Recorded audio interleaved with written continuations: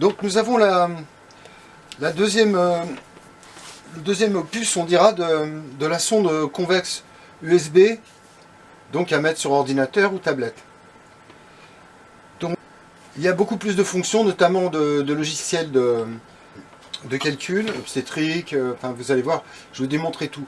Alors déjà, je voulais vous dire, une fois que vous avez installé le driver et qu'il a reconnu la sonde, vous allez dans paramètres et vous changez le langage suivant le langage que vous voulez. Donc surtout n'oubliez pas, vous pouvez vous trouver dans un langage que vous ne connaissez pas. Et après c'est un peu difficile, donc vous allez ici sur la troisième petite chose à gauche, après le symbole USB, hop, vous ouvrez et vous changez le langage ici. Très important, parce qu'après on est un peu perdu. Donc on a toutes les fonctions, la fonction freeze, freeze, les possibilités bien sûr de changer la luminosité, tout ça c'est assez commun. Mais ce qui m'intéressait surtout c'était donc de voir un peu les possibilités nouvelles de la nouvelle version. Donc là bon, possibilité de renseigner le patient, possibilité d'export même en DICOM d'un dossier patient.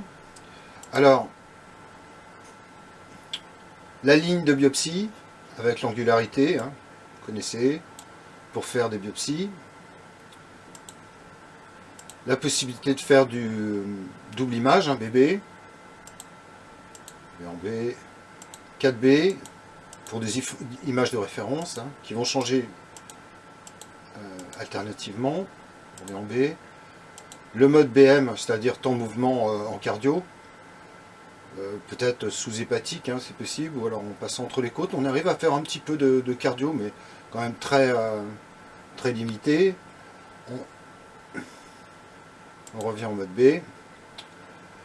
Vous avez le système de mesure, alors mesure bien sûr distance, hein, le plus basique, et quand vous appuyez sur le système de mesure, ça vous ouvre toutes les possibilités de calcul et surtout de résolution des mesures et des calculs en obstétrique, gynécologie, abdomen, urologie. Donc très intéressant, en plus très ergonomique, facile à enlever. On revient, hop, on se remet sur calcul. Là on peut faire un calcul direct et on peut rentrer par exemple dans un calcul volume.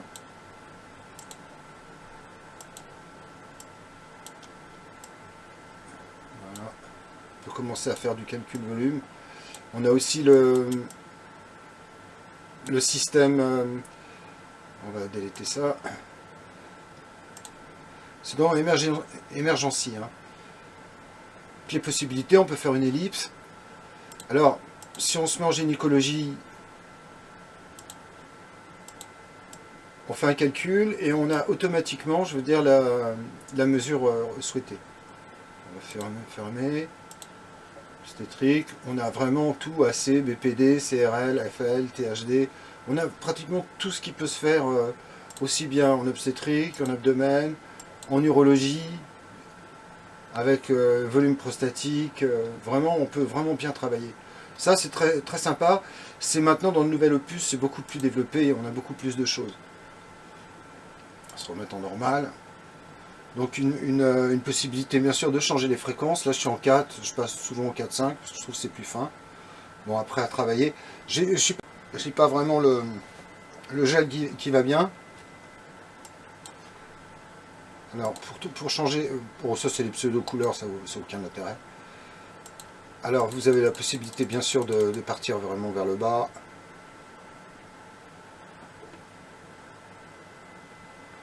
Pour revenir.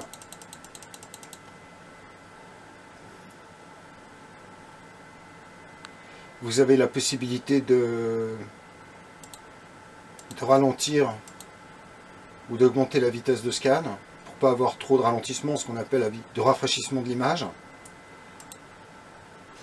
Là, vous avez la possibilité d'augmenter le contraste, par exemple. Augmenter le contraste, la lumière. C'est assez sympa et c'est très très très efficace en fin de compte. Très ergonomique. On arrive à travailler très très vite. Voilà, vous voyez, on a une bien meilleure image maintenant, je veux dire en hépatique. Mais j'ai pas un gel très... c'est pas vraiment un gel d'échographie que j'ai, c'est pour ça que j'ai un petit problème. Il n'est pas assez liquide et comme vous le savez, sans liquide on ne peut pas vraiment travailler. Donc j'aurais dû prévoir, mais là j'en avais plus. J'avais plus vraiment de gel. Et que j'ai un peu de mal à faire le contact.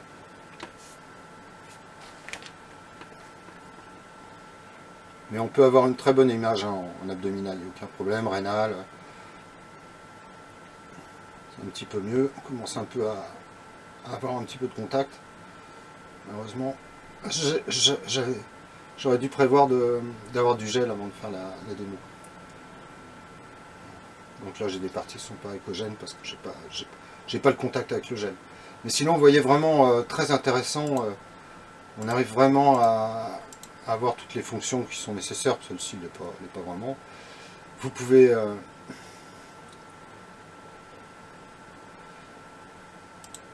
vraiment travailler dans de très bonnes conditions. Et bien sûr vous avez aussi la possibilité d'enregistrement des images sur une clé USB. Vous pouvez imprimer directement ensuite votre image sur une imprimante standard, donc vraiment tout ça est fort intéressant. Je vous remercie.